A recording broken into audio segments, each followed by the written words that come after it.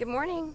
I'm Mary, and I'm out here in the garden early in the morning. This is what I do. I come out with my cup of coffee, kind of stroll around and see what's going on, see what's happened overnight. And so I'm inviting you in with me and just take a look around and I'll show you what I do.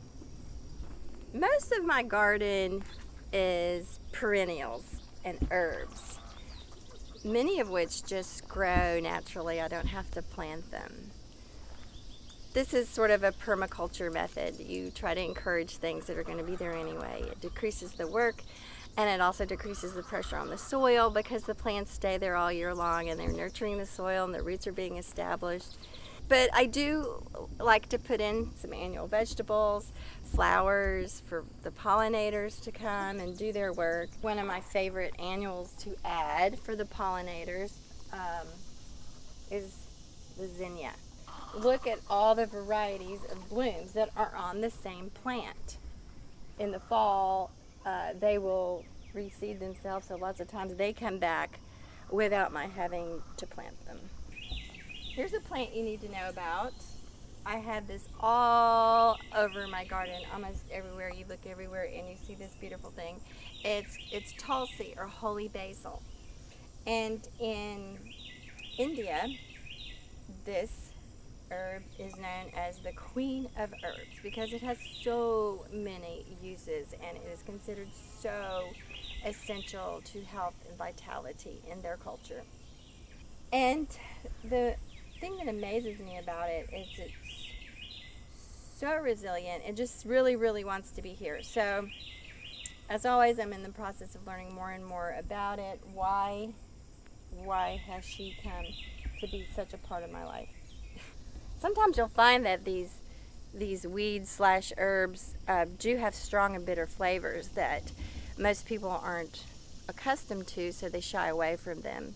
But usually the bitterness of a plant indicates a very high nutritional value. So sometimes it's good to have a little bit, mix in some things, or try to cultivate more of a taste for it, and you'll be getting very good nutritional value in your food. And of course, what summer garden would be complete without the king sunflower? And I did not plant this. It appeared spontaneously. I have sunflowers spread throughout the garden, and the birds, of course, pick the seeds and drop them everywhere, so I can usually count on several every year, and I just enjoy them so much and let them come up wherever they are. This is my sixth season in this garden. And whereas when it first started out, I was very diligent about getting up all the weeds so that the things I planted would have plenty of room around them to grow. But as I've learned about permaculture, I've learned a lot about the value of some of these things that just appear spontaneously in the garden. And so I've gotten to where I leave them more. So the garden has a little more of a wild look.